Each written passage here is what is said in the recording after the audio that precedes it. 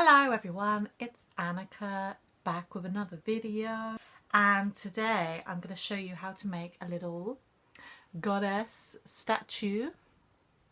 So to make one of these I use air dry clay. This is the brand that I use. It's called Das, and it's just says modelling material, air hardening. It's so easy. Add some water to squish it up with because mine's a bit dry. So you'll need a little jar of water. Where did I put that?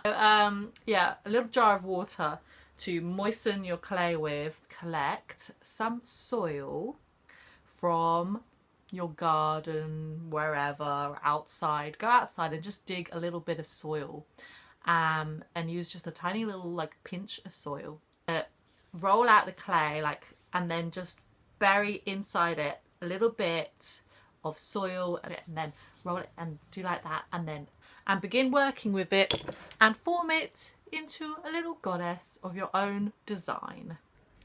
Well, I'm absolutely thrilled with their reactions here. It really seems to be tugging at their heartstrings, and I think the price is an absolute bargain.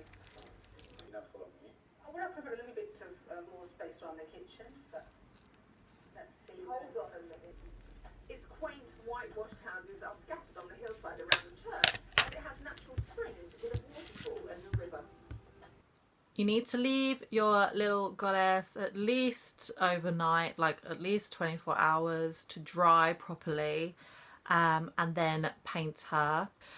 Fan some incense smoke. You could sprinkle a little bit of holy water, whatever method that you prefer for blessing techniques and consecration, and just say out loud, what the purpose is for you, of your inner Earth Mother.